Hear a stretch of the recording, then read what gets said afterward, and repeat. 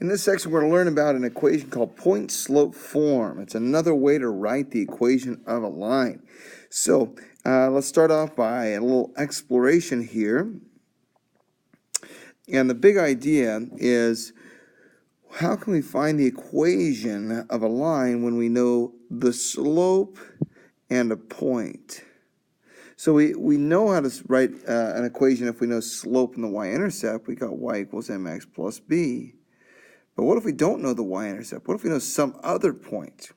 Well, let's explore here.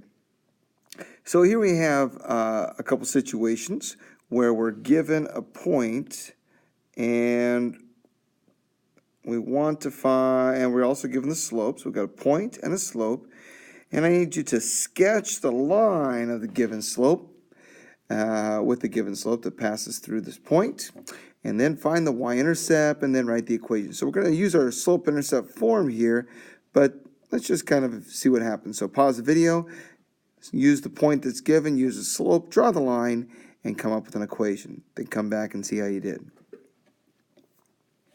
Okay, so after graphing those, you should have done something like this. We've got a point there. We know the slope is 1/2, so rise is 1, run is 2.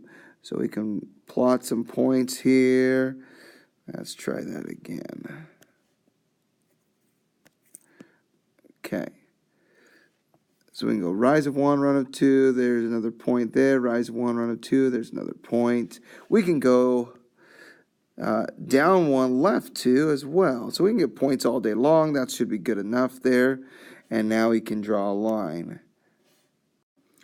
And we get a line something like this. All right. Now we might ask ourselves, well, the trouble is, where does it cross? What's that y-intercept? Well, knowing that it goes through this point right here, 1, 1, and this point 0 or negative 1, 0, we can assume that this is exactly at 1/2 there. So our y-intercept, our b, is 1/2 also. So our equation, y equals 1/2 x plus 1/2. All right, well, what about this guy? Here we've got a point. We know the slope is negative 2. Negative 2 is the same as negative 2 over 1. So we have a rise of negative 2, a run of 1. So there's our point right there. Down 2, right 1. There we go. Down 2, right 1. Down 2, right 1. Well, this one's nice. It hits the y-intercept perfectly. So we can draw a line. And we get a line something like this. We see the y-intercept is negative 2 also. Coincidence that they both have to be the same. That's just a coincidence. So y equals negative 2x minus 2. All right? Well, let's think about this. Here we have a situation where we know 2 points. And let's see if we can generalize this situation here. So here we've got a situation where we know 2 points. Let's call one of them x1, y1, one of them x, y, and y. Okay? You can think of it as this is a point we know, this is a point we don't know. So we're going to write an equation that represents the slope m of the line. All right, well, we know that m, our slope formula is y2 minus y1. But in this case, we're just calling, instead of having the 2's, we just call this x and y. You'll see y soon. So we have this y minus this y. So that's y minus y1. And then we have this x minus this x. So that's x minus x1. Okay, so there's an equation there. Now we want to rewrite this equation by multiplying each side by the difference of the x-coordinates. Okay, in other words, we want to get this all by itself. We want to get rid of the fraction. Let's think of it that way. All right, so to get rid of the fraction, let's multiply by x minus x1 on this side. Multiply this by x minus x1. Okay, these are going to cancel because they're the same, top and bottom. When we have multiply top and bottom, we have canceling that goes on. And we're left with y minus y1 on this side. And here, going to flip it around a little bit, m times x minus x1. Not going to distribute it right now, but there's an equation. And if we rewrite it a little differently, we could say that y minus y1 equals m times x minus x1. And this is what we call our point-slope form of a linear equation. Okay? So these are the things we know. We know we're given y1 and x1. That's one point that we know. We're also given the m. And if we fill in those three numbers, then we have an equation with an x and a y. The x and the y will be left as x and y, because we've got to have an x and y in our equation. Otherwise, it's not an equation. It's not a linear function. So those will be left alone. Okay, so let's see how we can use that.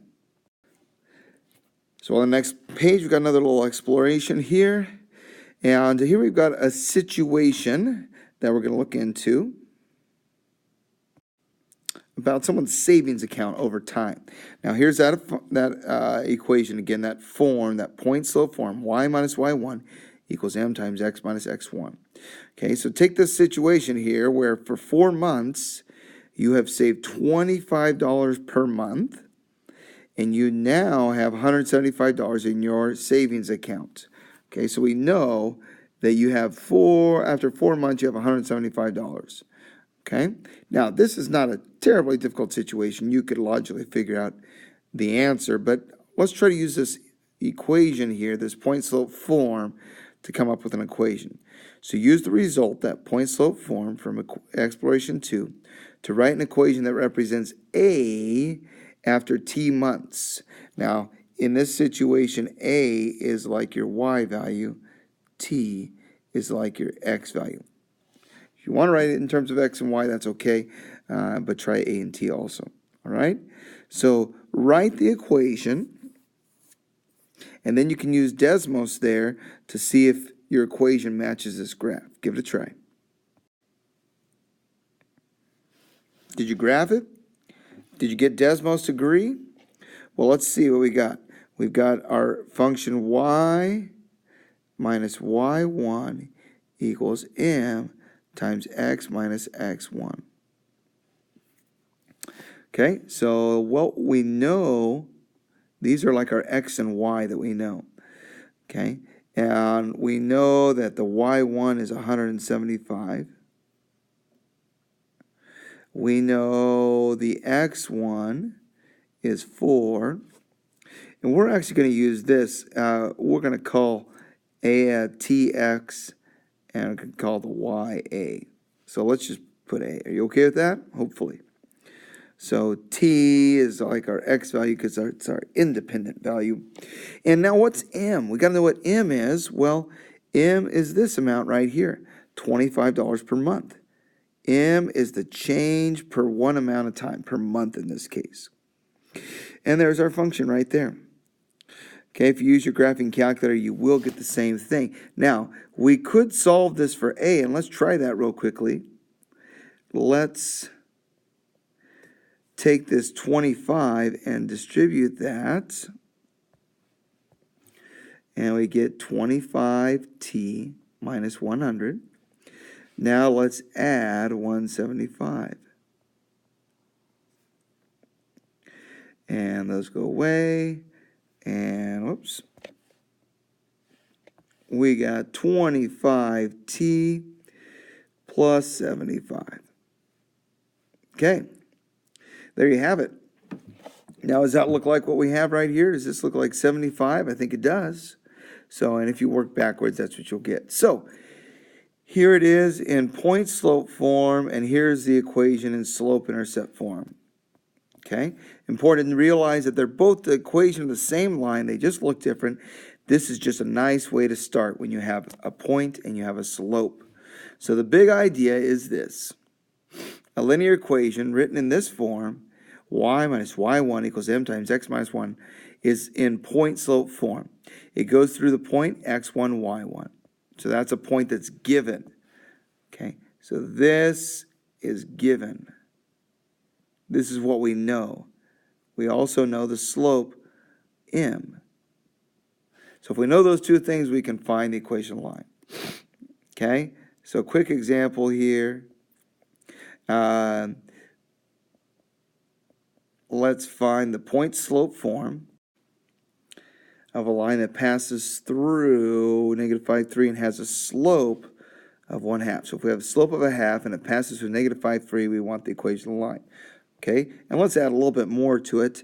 Then let's change it to slope-intercept form. Okay. All right, let's give it a quick try. So we've got our form y minus y1 equals m times x minus x1. And this form is just real handy because if you know the point and you know the slope, you just drop it in. Y minus your y1, what's the y1 here? It's the y value that we know. The slope, we know the slope, it's given to us, it's 1/2. And the x1, well, that's the x value that we know. Now this is x minus negative 5. And that minus negative we can rewrite as a positive. So let's clean that up. X plus 5. There it is in point-slope form. Just a quick, easy way to start. Okay. Now, whoops, I changed that 1/2 to 1/3, didn't I? All right. So that whenever we have minus and negative, we're going to write that as a plus. So there's our point-slope form.